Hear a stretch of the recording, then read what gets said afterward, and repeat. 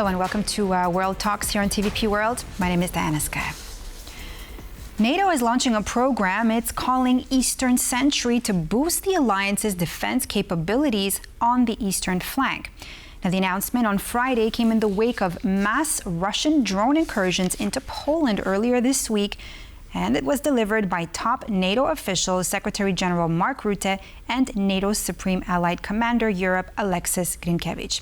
Now, we are joined by our guest, Louis Wierenga, lecturer in international relations at the Baltic Defence College, to break all the unfolding events down. Louis, I'm so happy to have you here with us on TVP World. There's so much that's happened in just the last 5 days. Louis, before we get into it, I want you to look at the following map that we're about to show you.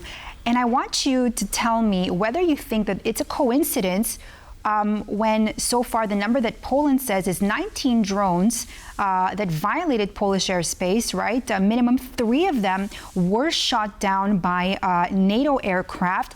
And if you can just see there, does it coincide that so much? You can see there in red, we have the drones, and then what you see there is Polish military facilities there. Do you think, Louis, that this was a coincidence and possibly accidental, quote unquote, like Donald Trump said?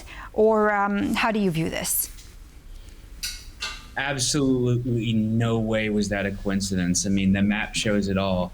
I don't really believe in coincidences when it comes to Russian aggression. They've been pretty clear and upfront about that, and they always use plausible deniability. This was done on purpose to test NATO resolve, and it was done on purpose to test what Poland would do, how they would respond, and to get clear imaging of Polish readiness, unfortunately. So, yeah, that was definitely done on purpose, and it wasn't the first time either. This has unfortunately been a pattern that we have seen before in Romania as well as Poland, but this was slightly, well, not even slightly, this is way more aggressive. As you mentioned, 19 drones. And I think that it was more of a reconnaissance mission to test, to see what would happen. I mean, Romania and Poland have both reported Russian drones entering their airspace, but this is significantly more serious. And most likely, the drones were in an active flight phase, and it was a coordinated package rather than just a stray asset. So I think that how NATO and how Poland responded was good because it was swift, it was decisive, but as in most cases, there should be even more that's done practically. The good news is that, you highlighted that SecGen and SACEUR immediately came out. They held a joint press conference, and they said, we're going to start this Eastern Sentry, which will involve a wide range of allied assets with both new and novel technologies as well as traditional capabilities. And it's going to specifically look at how to address challenges related to drones, because using F-35s and F-22s, we need to get more prepared. And another thing that I'll say on that is that I would like to see more U.S. involvement, and I can certainly talk about that later on in the segment. Well, actually, I mean, you did say that was the good news, so please do tell me what's the bad news then in this case? Well, the bad news is that, Russia is, as you know, yesterday they kicked off the Zapad exercise, right. And there are a couple of different ways to look at the Zapad exercise. So it's a scare tactic and the show of force towards Poland, towards the Baltic states, towards NATO, but also I think it's a show of force towards Belarus and the show of force to Russia's other partners outside of Europe and even outside of Asia, for example, South Africa, or countries that Russia sells weapons to say, look what we got. This is our hardware, and probably it's a big package. Now, a lot of the talk has been look at what happened with the Zapad exercises before Russia started the second phase of their war of aggression against Ukraine. So I think they are really going to keep a very close eye on how NATO responds, what different countries say politically, what happens at the strategic level, what happens at the operational level, and what happens at the tactical level. And I think a real close marker would be, do they extend the exercises or do they end on the 20th? And of course, all eyes are watching that. right now. And as I mentioned, the good news. Go ahead, Louis.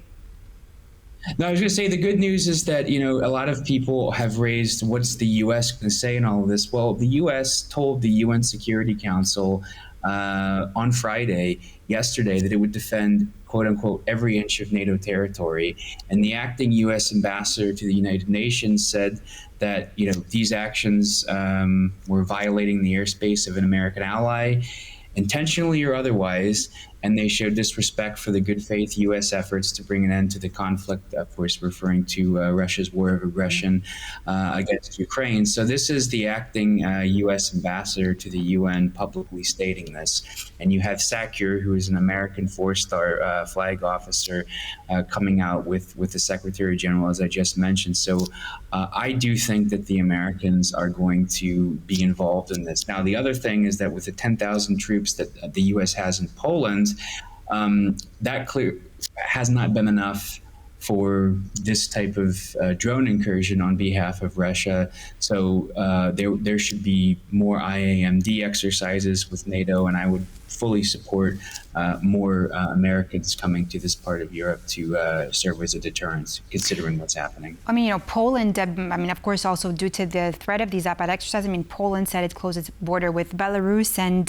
Lithuania's interior minister just recently says that Vilnius is also ready to close its border with Belarus immediately if it's provoked. But Louis, tell me, what impact could these Zapad 2025 exercises have on NATO's overall security posture along its eastern flank in Poland, Latvia, and Lithuania? Well, I think they want to trigger an emotional response of panic amongst citizens. I think that they want to monitor vigilance when the exercises conclude. They want to see if the heightened sense of awareness ends after Zapad, or if this is a continuation. And I think that the drone incursion to Poland happening right before the Zapad exercises, with everything going on geopolitically between President Trump and Vladimir Putin, I think that the heightened tension will not go away, nor should it. I think that vigilance and readiness and response should always be something that we're focusing on.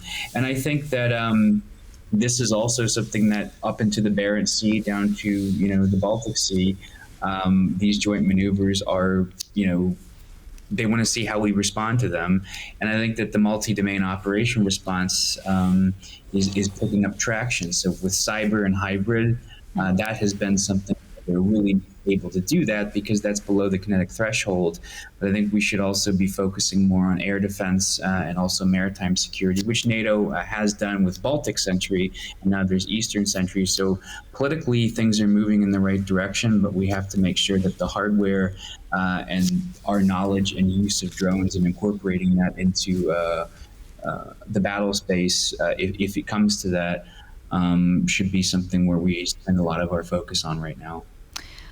Louis, Poland's Foreign Minister Sikorski did mention this in some way, but I want to ask you, to what extent do large-scale exercises like the ones right now that Russia and Belarus are, you know, playing, quote-unquote, together, how are they being used as a cover for actually preparing offensive operations rather than actual defensive training?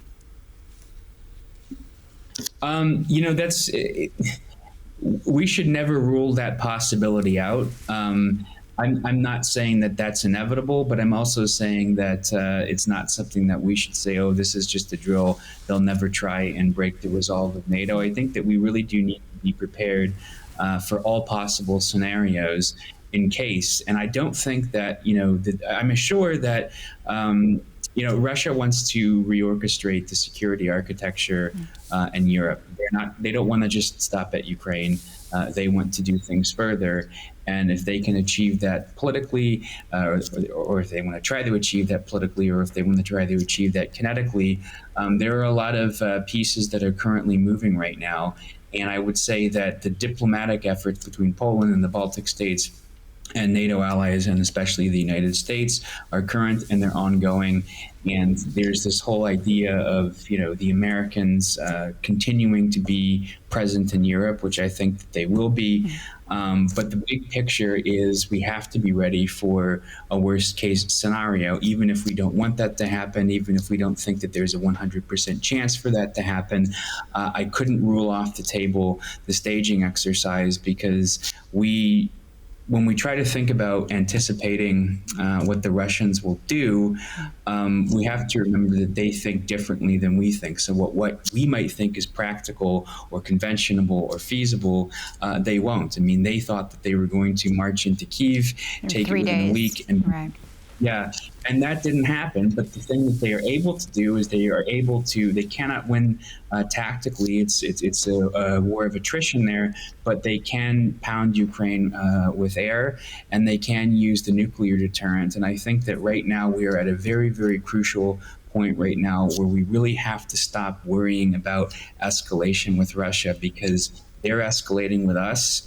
And the longer that we say, oh, let's just, we don't want to, have to stop that. We have to be able to be firm, and we have to be, because they're going to say that, we as the West, or we as NATO are pushing into their neighborhood. They're going to repeat their lies, and they're going to disseminate that in their population anyway. And we are a defensive alliance, but we are prepared to defend every inch of Allied territory. And when we say that, we have to mean it. Louis, I want to talk to you a little bit about the Suwalki Gap, right? This thin piece of land that seems to be corridor, right? That seems to be so important for Russia and Belarus. Please explain. Well, the Suwalki corridor connects. It splits Poland and Lithuania, and it goes from the Kaliningrad enclave to Belarus. And right now, Belarus is basically under Kremlin control.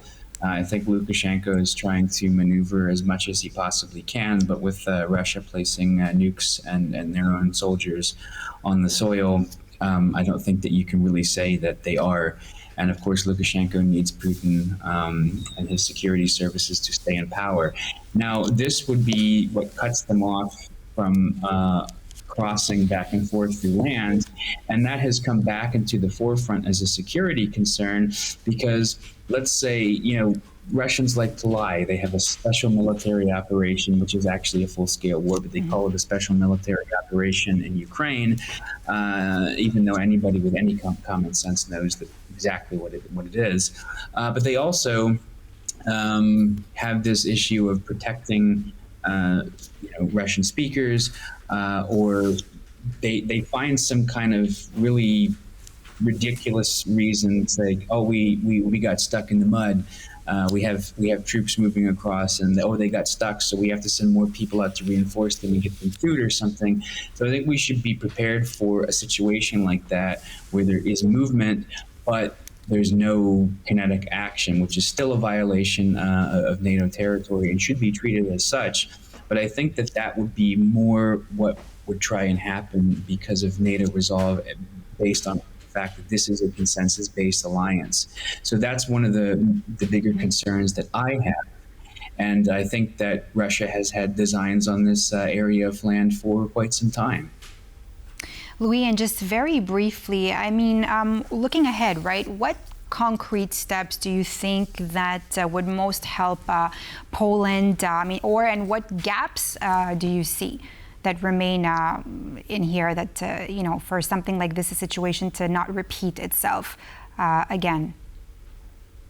Well, I think we have to have joint IAMD, integrated air missile defense exercises for sure. I think that we should have increased air policing with, it's really great that Denmark is contributing 2 F-16s and an anti-war frigate, so they're contributing with air and maritime. France is sending 3 Rafales. Germany sends 4 Eurofighters. The UK has said that they want to support this, and other allies are expected to join soon. The more, the better. And I think that I would like, as I mentioned earlier, the U.S. to get involved and send more to Poland, because that will be a really reassuring sign for everybody, and that will change the momentum. And I also think that that would change the calculus of Russia. But the really, really important thing here is to be monitoring very aggressive and very frequent hybrid attacks inside of our countries, because that has increased substantially since 2022, since the Russians invaded Ukraine the second time in a full-scale manner. And the last thing I think that we really should do much more of is talk even more with the Ukrainians about how to use drones against the Russians. How do the Russians use drones, and which drones should we get? How should we use them? And what are the best lessons? Thank you so much. That's all the time. Thank you so much. That's all the time we have for today. Unfortunately, it's something that we could definitely keep speaking about, of course, as the situation does intensify here in our region. Thank you so much, Wierenga, lecturer in international relations at the Baltic Defence College, for all your input here with us on World Talks. It's always a pleasure, Diana. See you next time. Bye. And that's all for this edition of World Talks here on TVP World. I'm Diana Skaya. Thanks for watching.